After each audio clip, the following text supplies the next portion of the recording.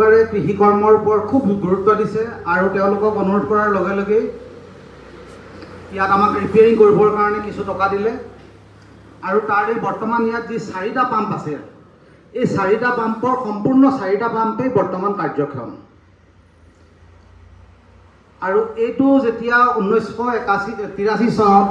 প্ৰথম আপোনালোকৰ ইয়াত স্থাপন কৰিছিলে তেতিয়া ইয়াত প্ৰকল্পটো লৈছিলে 547 হেক্টৰ মাটি কভাৰ কৰাকৈ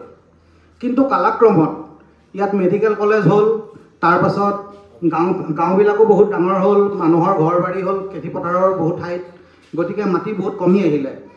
আহি পেলাই আমি এতিয়া অলপ দিন আগত হিচাপ কৰি চাইছিলোঁ আমি ইয়াত 250-300 বিঘা হেক্টৰমান মাটিত আমি খেতিৰ উপযোগী হৈ আছে খেতি পথাৰ হৈ আছে এতিয়া বৰ্তমান আমি যিটো ৰিপেয়াৰিং কাম কৰিলোঁ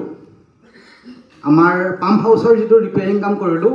সেই ৰিপেয়াৰিং কামতে আমি 400 হেক্টৰ মাটিত পানী দিব পাৰোঁ অৱশ্যে কিন্তু নলাখিনি আমাৰ যিহেতু বহুত আগলৈকে পানীটো নাযাব 1850 মিটাৰলৈকে মেইন কেনেল যাব তাৰ পাছত আমাৰ ৱাটাৰ কোৰ্চবিলাকত সম্পূৰ্ণ পানী যাব এতিয়া আমি হিচাপ কৰি চাইছোঁ আমি কমপক্ষেও 100 হেক্টৰ মাটি মানে 750 বিঘা মাটি আমি আপোনালোকক পানী যোগান ধৰিব পাৰিম আৰু মই আমাৰ এই স্কিমত থকা সকলো আমাৰ কৰ্মচাৰীক অতি সষ্টম কৰি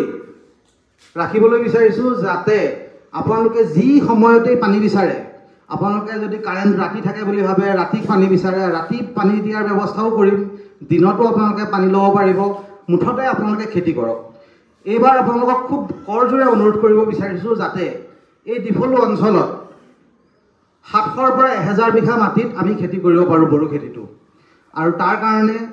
এতিয়া সময় একেবাৰে ওচৰ পালেহি আমাৰ ধান পথাৰ এতিয়া শালি খেতি চবৰে কাটা হ'ল গতিকে আপোনালোকে হাল বোৱাৰ ব্যৱস্থা কৰক কৃষি বিভাগৰ মই বিষয়া মহোদয়াক ইয়ালৈ অনাৰ উদ্দেশ্য হ'ল কি ধৰণে আপোনালোকে উন্নত বীজ পাব পাৰে বড়ো খেতি কৰিবলৈকো বহু ধৰণৰ আজিকালি বীজ আছে উন্নত বীজ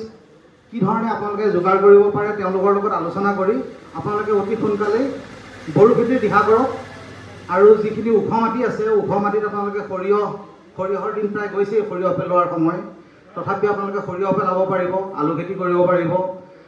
এতিয়া আমাৰ মেইন কেনেলৰ সম্পূৰ্ণ ৰিপেয়াৰিং হৈছে আৰু ব্ৰাঞ্চ কেনেল আমাৰ 4টা সম্পূৰ্ণ কাৰ্যক্ষম 4টা ব্ৰাঞ্চ কেনেলত আমাৰ ৱাটাৰ কোৰ্চত সম্পূৰ্ণ ভালদৰে পানী যাব আৰু ৰিপেয়াৰিং খুব ভালকৈ হৈছে আৰু আগলৈ 1350ৰ আগলৈ এতিয়া পানী খুব সম্ভৱ নাযাব আৰু সিফালে মাটি প্ৰায় নাইকিয়াই হৈছে কাৰণ মেডিকেল কলেজখন হৈ গৈছে সিফালে গতিকে আপোনালোকক মই অনুৰোধ জনাব বিচাৰিছোঁ এই চেগতেই এই মিটিংখন আপোনালোকক মাতি পেলাই একেলগে এই কথাষাৰ জনাবৰ কাৰণে আজি 15 দিন 1 মাহ ধৰি আমাৰ কৰ্মচাৰীসকলে আপোনালোকৰ ঘৰে ঘৰে গৈ মানে ৱালত ইলেক্ট্ৰিক পোষ্টত মানে বেনাৰ আৰি পোষ্টাৰ মাৰি আপোনালোকক সজাগ কৰিবৰ কাৰণে সকলোকে নিমন্ত্ৰণ কৰিবৰ কাৰণে চেষ্টা কৰিছে যদিও আপোনালোকৰ ইয়াত উপস্থিতিৰ সংখ্যা যথেষ্ট কম হৈছে কিন্তু মই আশা কৰোঁ এই 15-20 জন 30 জন যি মানুহ আমাৰ হৈছে তেওঁলোকে এই কথাষাৰ আমাৰ এই কেনেল ভাল হ'ল আৰু আমি এই কেনেলত এতিয়া বৰ্তমান 1000 বিঘা মাটিত খেতি কৰিব পাৰিম এই কথাষাৰ আপোনালোকে গাঁৱত প্ৰচাৰ কৰক যিসকল মানুহে খেতি নকৰে খেতি কৰিবৰ কাৰণে তেখেতৰ সময় নাই কিন্তু মাটি আছে আপোনালোকে সেই মাটিবোৰ আপোনালোকে লৈ লওক